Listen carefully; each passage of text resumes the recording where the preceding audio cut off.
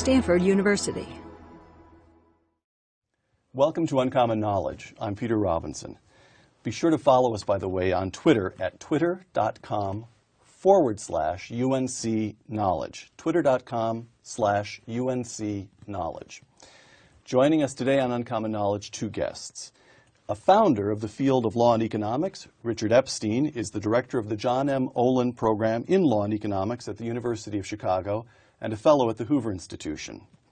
A former Undersecretary of the Treasury for International Affairs, John Taylor is a fellow at the Hoover Institution and a professor of economics at Stanford. Our topic, are we all Keynesians now? Gentlemen, to get us started, listen to this. Nobel Prize-winning economist Paul Samuelson, last January, just about a year before his death, quote, "We see how utterly mistaken was the Milton Friedman notion that a market system can regulate itself. The Keynesian idea is once again accepted that fiscal policy and deficit spending have a major role to play in guiding a market economy." For now, just answer true or false. False. Richard? Very false. Excellent. We like the unambiguous here in Uncommon Knowledge. Segment one, a tale of 2 decades. Let's begin, John.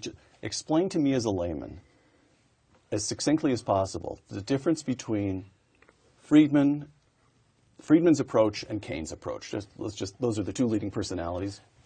Friedman emphasized the advantages of free markets, the power of free markets, but also that you can control the ups and downs in the economy by controlling the money supply. Keynes, much more interventionist, emphasized the role of government and thought that fiscal policy interventions were necessary to stabilize the economy. Okay, yeah, so Milton Friedman, whom you both knew, and Milton Friedman, government, keep your hands off. Money supply should grow at some reasonable, more or less predictable rate. Yes. Yes. Okay. But now the key thing to understand about Milton's thing, this is a contribution which is not talking about how markets operates, but how governments ought to operate in order to make markets possible. And his basic view was that the less discretion you have in the way in which the money supply or in governments go, the easier it is for private actors to behave, because the level of uncertainty which would otherwise interfere with private transactions is going to be reduced. So he is essentially, in political terms, a classical liberal who tries to find ways to take what might otherwise be discretionary public functions and turn them into ministerial ones, leaving the discretion on the private side. Got it. Okay, now to 2 decades.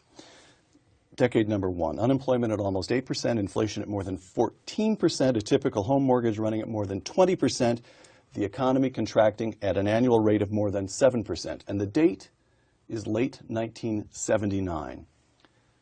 What caused the stagflation of the 1970s, John? I think monetary policy just got behind the curve and let inflation pick up, stamped on the brakes, let inflation pick up again, stamped on the brakes. So you had a boom-bust cycle repeated monetary several policy. times. Give me this is very briefly the kind of infrastructure underlying that term monetary policy. The Federal Reserve in Washington does what? It controls the money supply, which affects interest rates. We now think of the central bank as deciding what the interest rate will be. If they hold interest rates too low, inflation picks up, and then they have to raise interest rates, and that causes a recession. Do you want to say exclusively money supply was out of whack during the 70s, or do you want to say the government expanded too much, or tax rates were wrong, or? Well, I would emphasize the monetary policy, but also there's fiscal policy, too much regulation. Those things are there too. You're content to? No, I have a slightly different take, which is I think all of these things are extremely important, but Carter was, on all the sort of microeconomic issues, something of an interventionist and a meddler. And he was a guy who favored various kinds of subsidy programs like syn fuels. What happens is the great factors like monetary policy are always active. But if you mess up these second-tier factors, what they will do is they will exacerbate the situation. And that's what's going on today. You've got hold on. We'll get to today. But first, so we have the 70s. Now, our second decade is the 80s. By 1983, the economy begins to grow, inflation has fallen to the low single digits, unemployment is dropping, and for the rest of the decade, the economy grew briskly. Indeed, it continued to grow with only a couple of short, shallow recessions until 2008. So we see by the early 80s the beginnings of a quarter of a century of sustained growth, the biggest economic expansion in human history. What caused that? Just the reverse of what caused the first part. Keeping inflation under control, prevented those booms and busts by monetary policy. We also reduced marginal tax rates significantly. The role of government was more predictable rather than more interventionist. Those were the things that I would point to as this. Okay, so now what John is saying is what this layman thought, which is to say that the actual lived experience of recent American history enabled us to get someplace. We understood what to do, and in the 80s we did it. Clinton ratified most of it. You keep tax rates relatively low. You keep the money supply growing at a more or less predictable, modest rate, and things are fine. The market, right? Well, you also wanted to understand that Reagan was not in favor of new initiatives in regulation. There was also a vast improvement in antitrust period in that time when the ability to have private transactions without government interference started to increase. So both of these sides, the micro-regulation and the macro stuff, were in harmony. And Clinton, of course, was also favored by the fact that he had a Republican Congress, so that when he had initiatives going through, they were welfare reform and they were open trade with NAFTA and so forth, which tended to push the approach.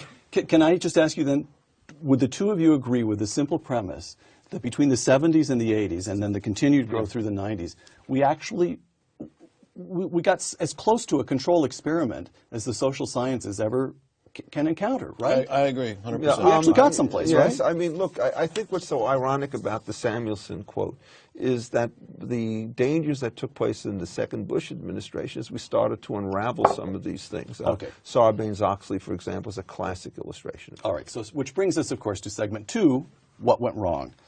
Beginning in 2007, you've got housing values are starting to decline. Then last year, 2008, we get waves of defaults on subprime mortgages, which cause havoc in the financial system. Major banks collapse or nearly collapse.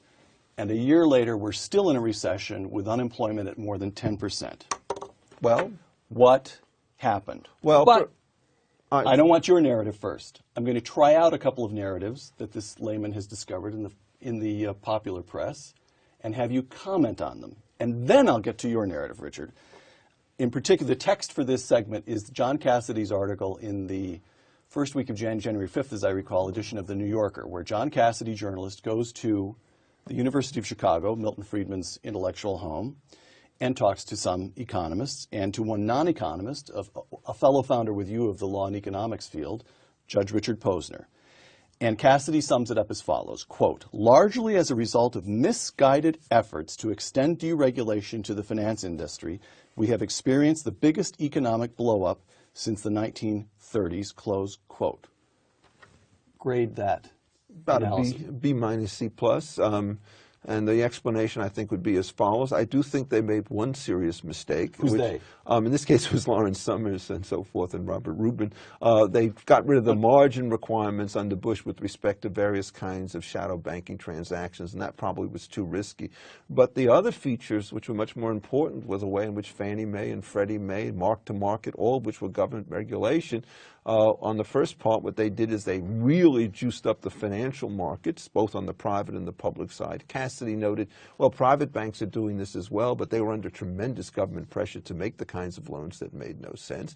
And then in the end, the bubble burst for the traditional reasons. So my view about this period is that it's wrong to say it was a deregulatory period. It was a case in which Republicans lost faith with their previous views and the Democrats took over the ascendancy. John, let me stay with Richard for one moment longer. I quote to you your friend, Richard Posner, now a federal judge, who earlier this year published a book called A Failure of Capitalism. Quote, we are learning that we need a more active and intelligent government to keep our model of a capitalist economy from running off the rails. Posner also, in an article in the New Republic, praised John Maynard Keynes' 1936 book, General Theory of Employment, Interest, and Money. Quoting Posner, despite its antiquity, it is the best guide we have to the crisis, close quote. Now you, lawyer that you are, explicate for me Posner's position in making the strongest case for his position that you can. Well, I mean, it goes back to the previous statement. If you treat the breakdown in the current system as being a failure of private institutions to equilibrate on matters of risk, then the only choice you have is government. Clearly, you don't want to have a dumb government, so you may as well have a smart government. And what Posner said in that article, which I regard as quite bizarre, is that the moment you engage in the stimulus-type activities, it shows that governments care. The way I look at it is you either have public or private creation of jobs. Governments will create a few jobs and destroy many more. Private people will create jobs that produce benefits. I mean, you could create jobs digging oil wells with spoons, and that's a job, but it gets you a higher rate of unemployment. So the prediction would be the more the stimulus you have, the higher the rate of unemployment. John, in the first segment we said that between the 70s and the 80s, we actually feel we're getting someplace. We have this financial crisis, and quite a lot of members of your profession, economists, proved, to my mind, remarkably willing to toss Milton Friedman and the experience of a quarter of a century and more overboard. Case in point is Richard Posner, who had been a stout Friedmanite and monetarist before then. So can you, again, I want to get to your views, obviously, but what is going on in their minds? What is the case that they see that causes them to toss what seems more than a quarter of a century of experience overboard? I think that they're not realizing the big change that happened in policy. Very low interest rates, for example, by the Fed, didn't perceive that as early as other people did. They sort of saw this as a big recession and wanted to do fiscal policy instead, so they used that, we need something special. But I think they're wrong. I think it's basically, if this pattern is so clear, bad policy in the 70s, not good results. Good policy in the 80s, 90s, good results. And then getting off track in the recent period, bad results. Okay, so give me then, as tightly as you can, your analysis of what caused the financial crisis of 08 and continues to cause the recession today. It got started with very low interest rates in 2002, 3, 4, much different than the kind of policies in the 80s and 90s. That stimulated and accelerated this housing boom and other risk-taking, and when it crashed, we basically had the defaults and the problems with the banks. It was accentuated by other government policies, in my view. Richard mentioned Fannie and Freddie as part of this, encouraging subprime mortgages, encouraging extra risk-taking. But I would go on as when things got really bad, we saw there was a problem in the banks. It was misdiagnosed as a liquidity problem, just pump more money and it would be fine. And then finally, in the real panic of 2008, really a lot of intervention, a lot of attempts to intervene with particular firms. And I think that scared people, caused the panic. Yeah. So those three things. So let me see if you would both subscribe to this simple summary. We have essentially two competing narratives for what happened.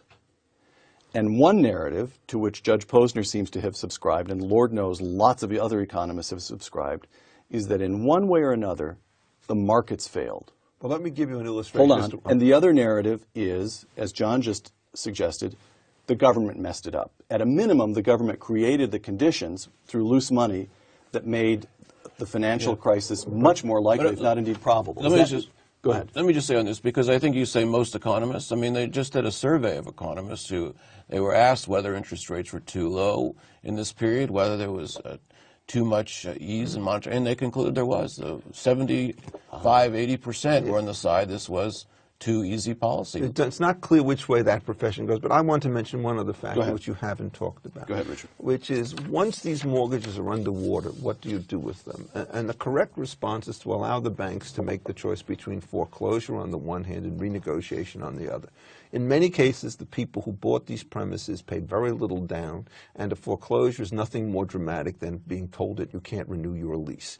The moment you keep these mortgages alive, the property prices can't go back down to their natural levels. The properties deteriorate under the management, and banks thinking about future loans will recognize that if they can't be sure that they can get their money back in the terms that they want, they won't lend. And so these policies, in effect, at the micro level, have made it clear that it's much wiser for a bank, which could borrow very cheaply from the Fed, to lend it back to the Fed at a higher rate. So you're not going to get any kind of lending unless and until you strengthen the guarantee. So the market failure I'm talking about is the complete disruption of the mortgage market, which has been done through all sorts of government regulations. Always a failure. Okay. On to segment 3, which is to take the analysis down to one deeper level of specificity or granularity. The Cassidy article quotes Gary Becker, who, be it noted, has not departed from his views that the free market is a much better force for growth than government intervention, as saying this, quote, a major cause of the crisis, Becker, excuse me, I'm quoting Cassidy, but he's referring to Becker. A major cause of the crisis, Becker said, was that Wall Street financial engineers devised a series of new instruments that neither they nor the people who traded them fully understood. Close quote. Even granting the arguments that the two of you have made so far, isn't that, from Gary Becker, friend and apostle of Milton Friedman and himself a Nobel Prize winner, isn't this a serious problem for free market analysis? Yes. That here you have highly intelligent, very well-paid people doing things that are not in their interest. The entire market on Wall Street, as regards these collateralized mortgage obligations and the credit defaults, that all got screwed up. The market did screw up, right? I think that you have to think of where the government was going into this. You know, I mentioned Fannie and Freddie as encouraging the origination of such mortgages in the first place. And then you have to think about, we had this sense of what would the government do if there was a problem. And I think the expectation the government would come in and bail out, as in fact they did, reduce the efforts that people made to look at the complexity of these instruments. Plus, we were helping the rating agencies by giving them specific endorsement on the government side. So I think it was a lot of things. I want to say people make mistakes in the private sector every day. There's firms in this Silicon Valley where we're sitting, firms fail. It's the nature of capitalism. It doesn't always work. But in this case, you had this rather large effort by the government. I'm a 27-year-old quant jock on Wall Street getting paid $750,000 a year with a doctorate from MIT and maybe did a master's at Chicago. And I say, wow, fiddling with my computer, my Bloomberg, there are ways of slicing and dicing these mortgages. We can create entirely new products. And then I go to my risk control officer, and the risk control officer says to himself, at some level, he either senses this or he understands it explicitly, money is loose. The government is encouraging Freddie and Fannie to create and sustain a market in subprime mortgages, meaning the whole mortgage market is going wild. And if we do screw up, somehow or other, the government will save us. The implicit guarantee. Is that correct? And that's correct. And so he says to the 27-year-old quant jock, do it. Go ahead, I don't care. The risk is, right? I think the implicit guarantee is one of the issues. I also think that there are other issues. The question as to how you value these things depends not only on the evaluations at the time that they're put together, but it's what happens to these notes after these pools are formed. So if you change the regulation that deals, for example, with foreclosure, the properties of the notes 6 months into these deals is very different from the ones that they were before. And so again, it's the question of anything that you do with respect to an underlying interest will work its way through all of these things. The second problem, which I think is a technical one, which people won't make again, is I think they were implicitly using normal distributions with very low probabilities at the tails. And in a world of high degrees of government regulation, essentially you have to assume that something which is 4 standard deviations from the median is going to be more likely to happen than it would have been in an unregulated situation. They got the risk profiles of these. Well, that's it, in part because Richard, they don't understand. Let me return to you, though. You said earlier, in our previous segment, you said when the mortgages start to go underwater, the correct response is to leave it to the banks to make the decision whether to foreclose or renegotiate. But that's part of the point. Nobody could figure out who held these mortgages. Well, these things have been sliced and diced and sold away from your local home savings and loan through some huge instrument. You could end up with Hong Kong, some bank in Hong Kong holding, right? So how do you renegotiate? No. What happens is when they do these syndications in the first place, what happens is you create somebody who does have the powers for renegotiation. But what they did is they underpowered that process, and they overpowered the rights to withdraw as an effort to induce people to come in. The next generation of these transactions will cut down on the withdrawal rights, and they will improve the degree of control for renegotiation. Yes, of course. On the regulation issue, I mean, there was lots of regulations out there that weren't being enforced very well. Think about the banks, the most heavily regulated part of our financial system. And then you had this toxic assets or these off-balance sheet vehicles, which the regulators didn't bring attention to. So it seems to me it's if you want to think about regulation as a problem, it was the laws on the books were not being enforced properly, and that's the worst thing you do. So you don't know what the rules are. Oh, I see. Okay, so it's the uncertainty that introduces into the marketplace, that the bankers don't know what they're going to... But what can they get away with? Then, of course, you have people who are investing in the banks thinking they're being regulated, and they're not being regulated properly. I think that's a very serious problem. And also the rating issues are very serious. If you have monopoly rating, it can cause these problems. One more argument that it strikes me as a layman represents a problem for the free market analysis is this notion of systemic risk. Again, Cassidy quotes Gary Becker as saying that we, the University of Chicago, and Gary says, I, Gary Becker, did not understand the nature of the systemic risk. Yes, well, that is true. That is the way to say the way these instruments got in everybody's portfolios. So when one card goes down, or one domino goes down, it knocks down all these institutions at once, right? This is true, yes, but the problem about it is the source of the systemic risk private panic, or is it government regulation? And the mark-to-market type features, which says that you have to reevaluate your portfolio and liquidate some portion of it under circumstances where you don't meet standard requirements, were both government regulations and on private side, and what it did is it created just that cascade. Selling to a market only makes sense if it's randomized. The moment the risks are highly correlated, nobody will buy because they know if you're selling today, it's going to lower the market, which means that somebody else is going to be in default tomorrow, which means you might as well wait. And this cycle essentially went all the way down until you got to the last stage where the only person could buy would be the government because they didn't have to mark to market. I think the systemic risk point is ill-defined and can be used to encourage government intervention when it's not needed. So I don't agree with Gary in this respect. Give me an example of how it could be used. Well, I can financial firm, say Bear Stearns, way back in the spring of 2008, says our creditors are not going to be taken care of, so they're going to pull their money out of other banks. We've got to save Bear Stearns without any evidence. Okay. Or even take Lehman. Lehman did go through bankruptcy, and it was viewed as one of the sources of the panic. When I look at the data, that was not really where things got worse. It was later when the government intervened and I think scared people. So a shrewd banker, some big shot on Wall Street, can call Tim Geithner's successor at the New York Fed and scare him to death using the systemic risk argument.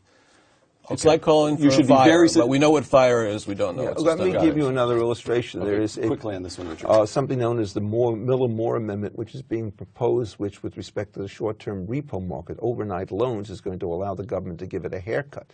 That will wreck that particular market. It is a classic form of potential systemic risk, but it's through government regulation, which affects all of these bonds. Okay. Segment 4. How did we do? Let's grade our leaders. In this case, at the moment of the credit catastrophe, so we're talking about autumn of 2008 here. George W. Bush, before leaving office, he signs into law the $700 billion Troubled Asset Relief Program, or TARP. The main problem with the TARP, in my view, was the clumsy, chaotic rollout, where the chairman of the Fed and the Secretary of the Treasury asked for $700 billion, just 2.5 pages of draft legislation, no discussion of oversight, lots of criticism from the Congress, and that actually, I think, just made it clear to people that there really wasn't a plan. It wasn't a way to deal with this. It took for three weeks, the S&P 500 nosedives by 28%. Were you shocked that at the time of the crisis, Treasury Secretary Paulson and Fed Chairman Bernanke seem so obviously to be improvising?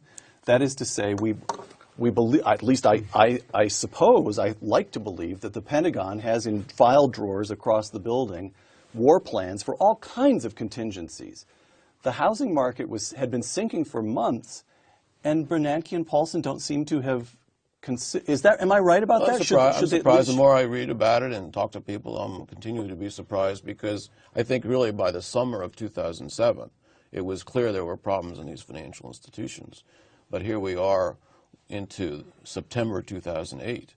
And so thank you, that satisfies my curiosity on that point, but you think it was the right thing to do to enact a $700 billion emergency program? It was just clumsily deployed?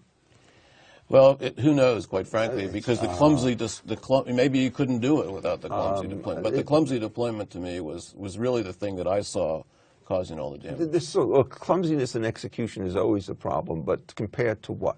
And can you actually devise a program of that size and that magnitude which would be well run? And I think the answer really is that every legislative action that you think about is going to take weeks, perhaps months to implement, and every changes in the financial markets at this point were taking hours in order to take place. So you're always chasing your own tail at these times, and you'll never be able to come out correctly. What made the TARP thing even worse, ironically, was that it was not a clear financial bill. The first round was a very simple bill, right? We buy these assets and destabilize it. By the time you got the thing through, a week later, it was several hundred pages, and you were doing multiple things at one time or another. And this is going to also detract from market confidence. The markets are reacting minute by minute by minute, whereas the government is moving at the rate of a day at a time or a week at a time. So the correct solution would have been to do nothing? Well, I don't know about that. I think the correct solution would be to go back at the time of Bear Stearns and say this intervention took place. What's next?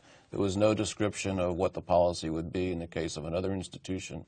So that would have been the point. So the Dick layout Fuld, who was running Lehman, had a point when he said, hey, wait a minute, you guys saved Bear Stearns. Absolutely. Why aren't you coming? Why aren't you? They all thought they would be there, the government. That whole weekend needs to be studied. They brought everybody to the New York Fed, and they tried to find a way for the private sector but to it's bail them also, out. remember, when Bear Stearns went down, it was very complicated because its assets were revalued sharply downward by Goldman Sachs, which had some sort of proprietary, oversight role. So using banker against banking.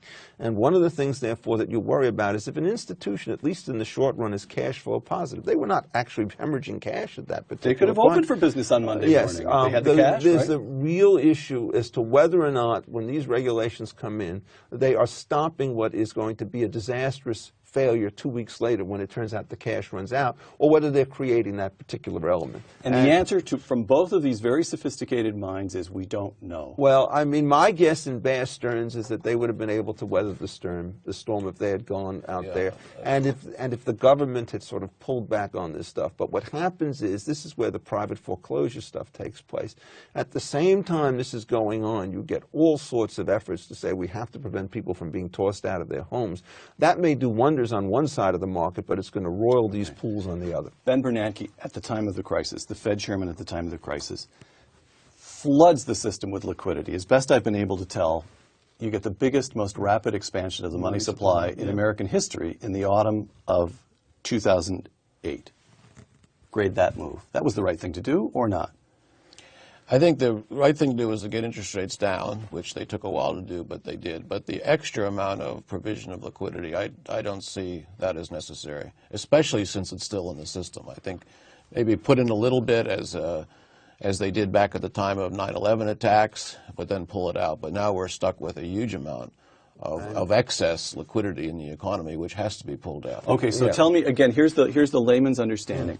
Milton Friedman argued that the proximate cause of the Great Depression of the 1930s was the Federal Reserve.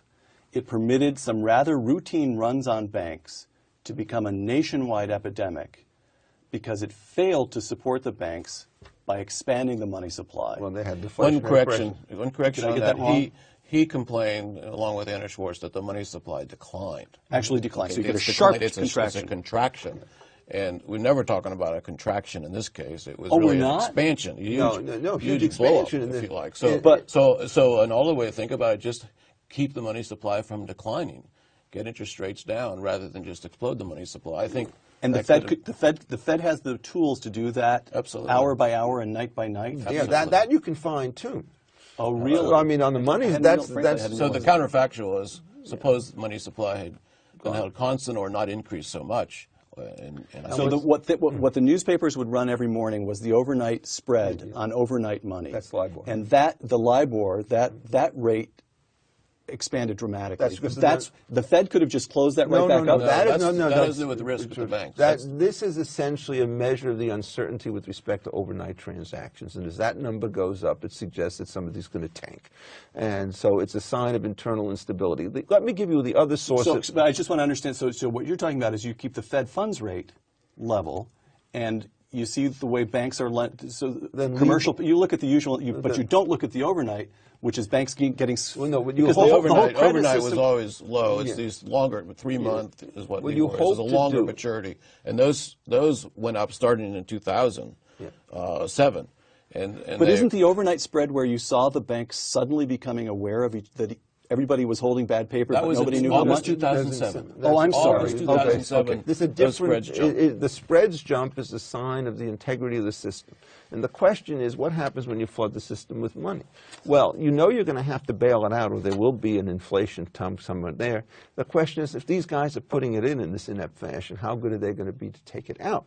So you run a very odd financial system in which you have simultaneous risks of deflation and inflation on a timing situation. And so what do people do? They tend to pull back from long-term commercial transactions. That slows up the new real estate market. That slows up the hiring market.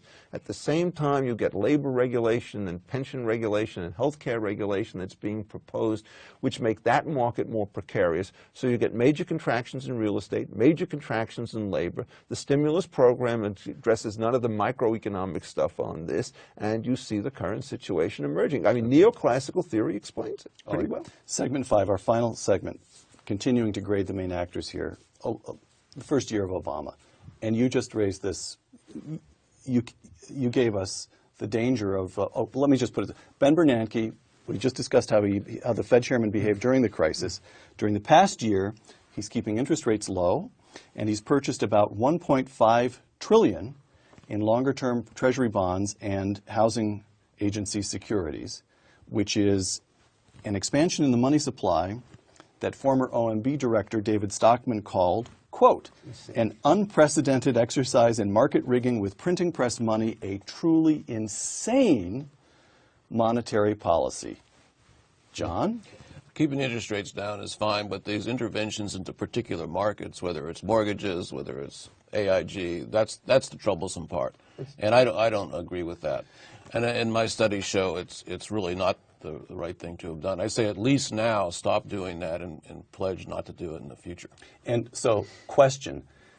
Bernanke and the Fed have been arguing in recent weeks that Congress is putting them under undue political pressure.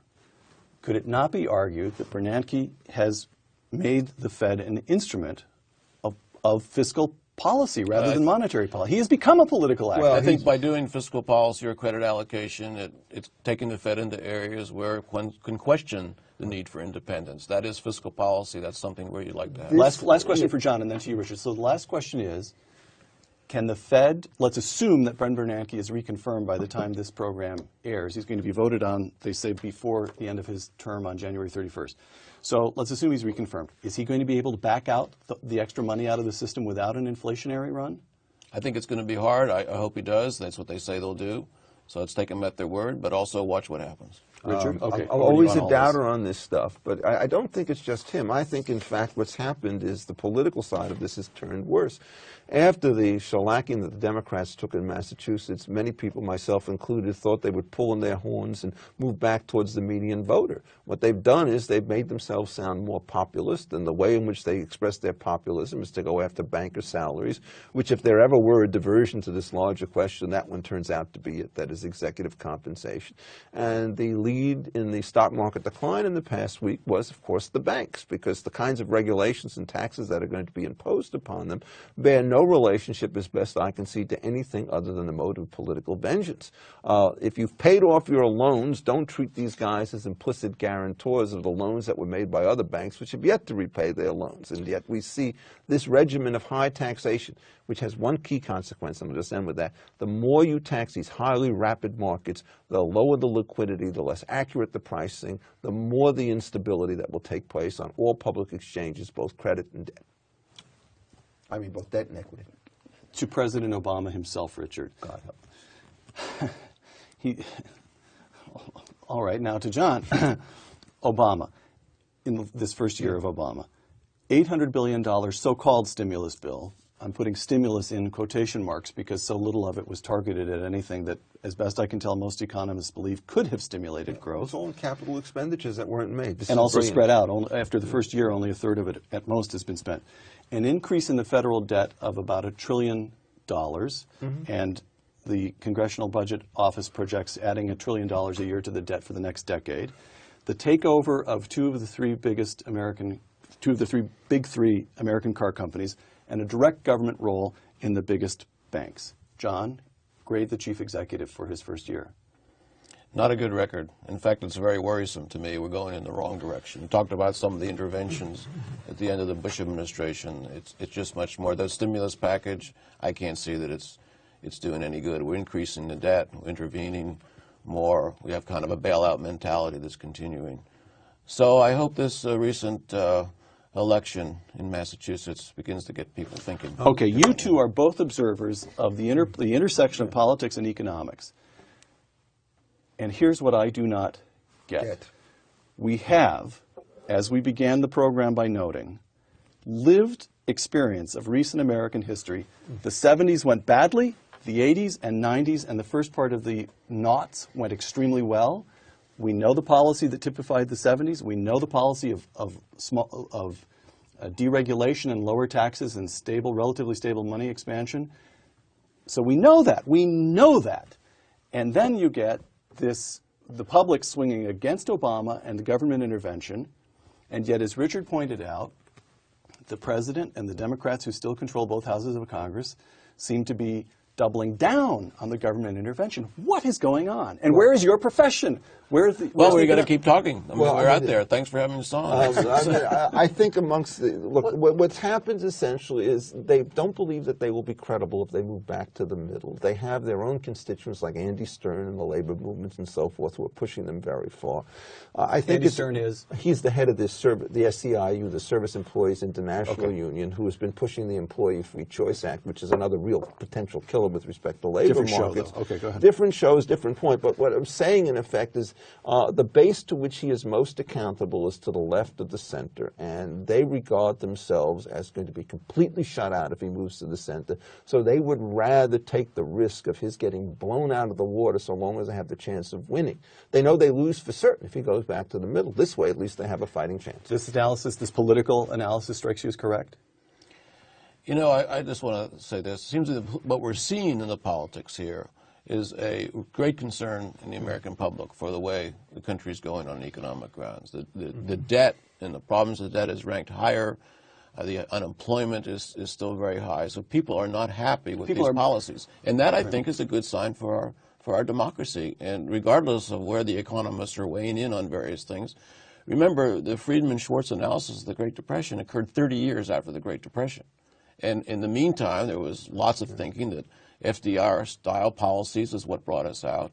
So it takes a while. That's why, as I say, thanks for having us on. So you stand with Thomas Jefferson. Over time, place your faith in the American people. Absolutely. Well, I hope that that's correct. I certainly put my faith in the original constitutional design, which is small government, limited powers, relatively strong markets, and flat taxation. And Obama, for example, on the tax front, one of the real costs is you have tax rates scheduled for going to effect next year and efforts to put surtaxes on part of it. This has tremendous adverse effects on long-term investment. John, last word. Give me one sentence of advice that you would offer to the President of the United States if you could. Don't raise taxes this year. Richard? Amen. Amen. Richard Epstein?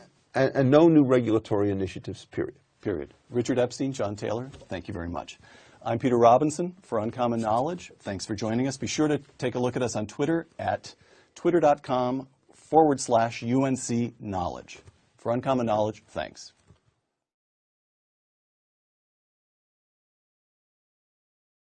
For more, please visit us at stanford.edu.